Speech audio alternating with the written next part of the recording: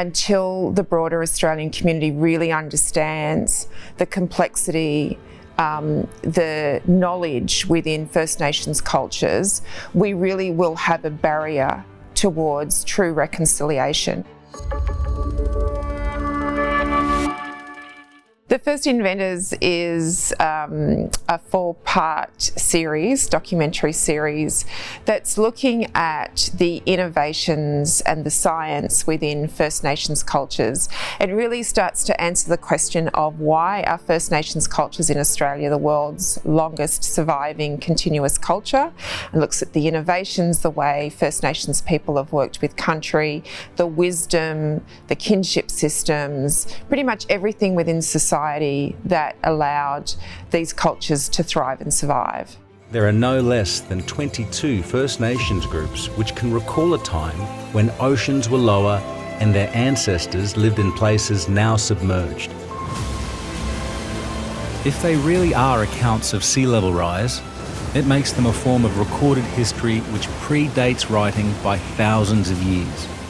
I grew up in a First Nations culture, and I could always see how wonderful it was, the sorts of lessons I learnt, the values that we had. So to me, growing up in Australia and hearing lots of negative things said about my culture, I knew there was a disconnect between the perceptions of what non-Indigenous people thought about our cultures and what we know them to be. So I was really keen to have the opportunity to show a non-Indigenous audience the beauty, the wisdom, the innovation, the science, the complexity of my culture. It's clear that ancient boomerangs and modern aircraft share very similar design characteristics.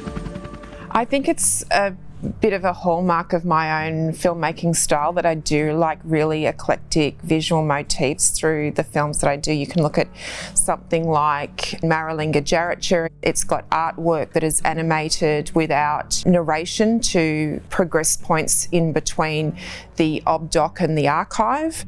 I feel like with this series, the large visual shots were really important to get a sense of the beauty of the country and the personality of the country.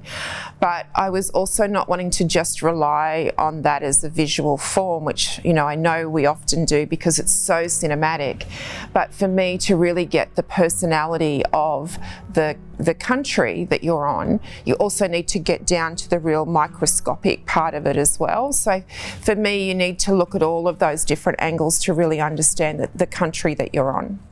I don't think that there was any part in the series where I went into the filming where I wasn't surprised at learning things that I had not realised. Fire burning's another example. I've done a lot of work in that area, and still seeing people on country was really just phenomenally eye-opening for me in terms of the additional layers that I found.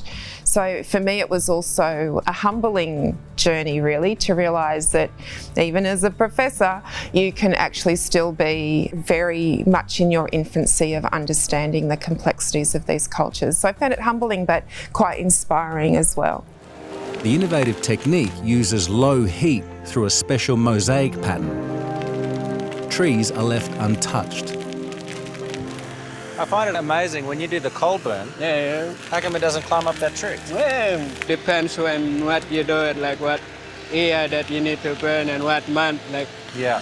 So if you do it at the wrong time, do it at the wrong time, it'll climb up. That's when you get really hot fire. It get really hot. I got drawn into documentary because I found it was a way to provide space for those really marginalised voices to tell their story in their own words. And, you know, I trained as a lawyer, and as a lawyer, your whole training is about listening to somebody's story and then being able to interpret that story and present that story on their behalf. So filmmaking for me has been a real evolution of my advocacy.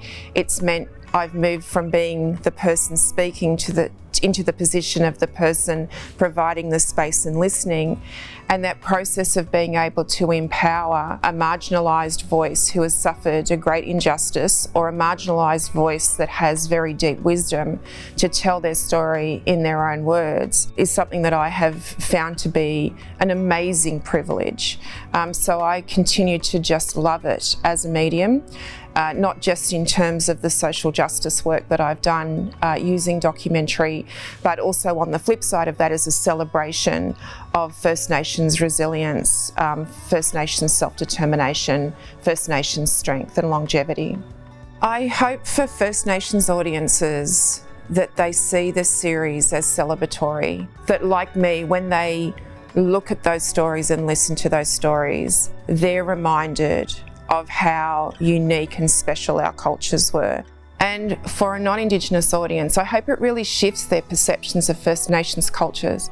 I hope every story has a wow moment for a non-Indigenous person seeing the film, so that they start to completely rethink their understanding of the cultures that were on this country.